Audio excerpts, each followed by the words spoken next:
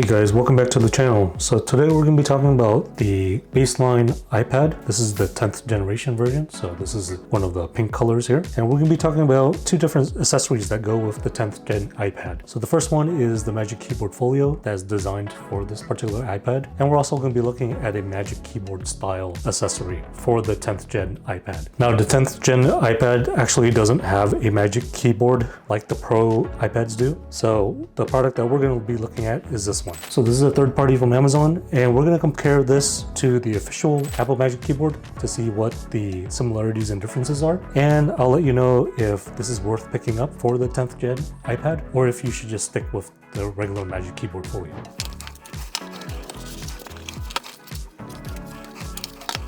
Alright guys, so this is the Magic Keyboard Folio for the 10th gen iPad. It's designed to be a keyboard, trackpad, and a cover for the front and back of the iPad. So when you open it up, it actually comes in two different parts. The keyboard is by itself, and then there's this part on the back that's attached magnetically.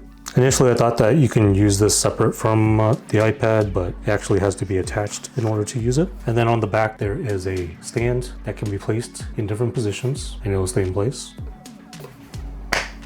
And it works very much like the Magic Keyboards on the Pro iPads. So you have a nice trackpad, you have a nice keyboard.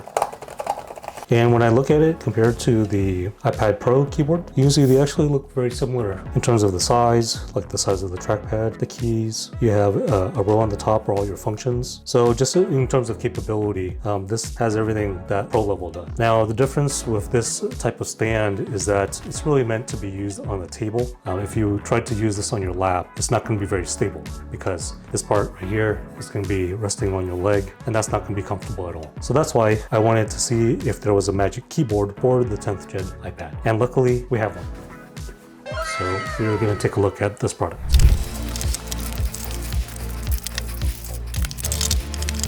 Alright, so here it is. This product is actually called the GreenLaw iPad 10th generation case with keyboard. It has the floating style Magic Keyboard like the iPad Pro has. It comes in a couple of different colors, so I bought the white one just because I thought it would go better with my pink colored iPad. But you can see here, let me just take off my iPad Pro. You can see here that it's designed in the same way to have your iPad floating. So keep in mind that the product on the right side is the Apple one, but I just wanted to show you guys how it looks.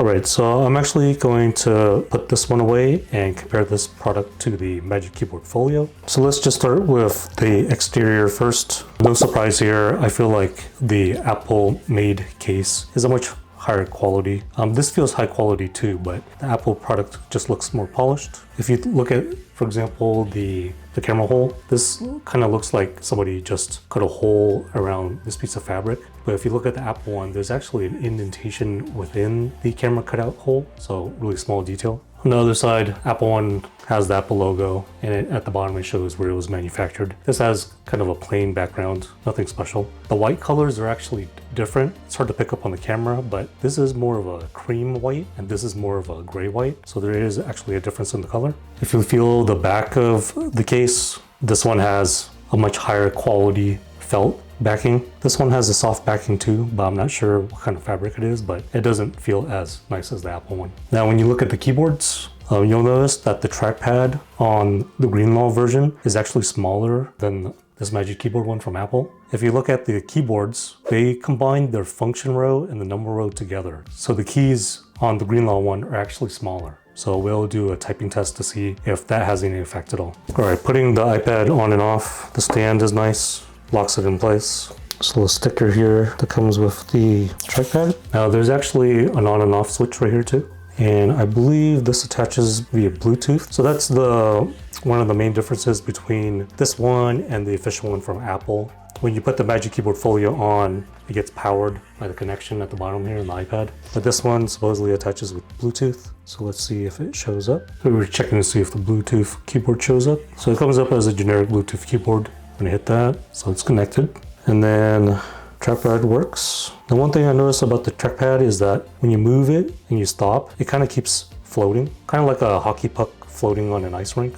So one thing I forgot to mention is that this keyboard is actually backlit and comes in 7 different colors. So let's see if we can play around with that. So we could do function and brightness. So function and brightness, So it looks like the function keys work. I can control the iPad functions with that. See the keyboard here.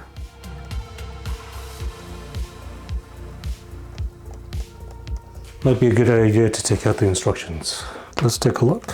Alright, I was just trying to figure out how to change the keyboard color. Hopefully you guys can see it on the camera. So function and option. Here I'm actually going to turn the iPad off. Hopefully you guys can see the color.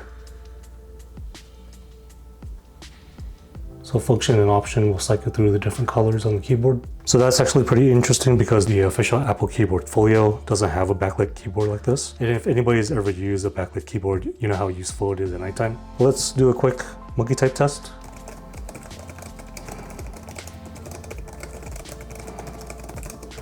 Alright, not too bad. It definitely feels cramped when I was typing. It's a bit noisy too when I was typing on it, and the keys don't feel as soft.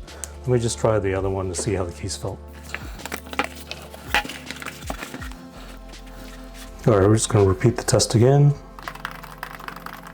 Alright, so this one makes a lot of noise too, but the depth of the keys is much more shallow compared to this product over here. They also feel softer too for some reason. But the real benefit of this is being able to use it on your lap without feeling that hard, sharp edge on your legs. Now, as I was using this, the trackpad kind of threw me off a little bit. So you can actually only click towards the bottom of the trackpad, whereas on the Apple one, you can click from any area. So I prefer this way much more actually. And I think all of Apple's trackpads are like this now. So this really threw me off at first when I was pushing down and I didn't feel the click. So you have to actually click from the bottom. It's not too big of a deal, but it's just something that you have to keep in mind when you're using it.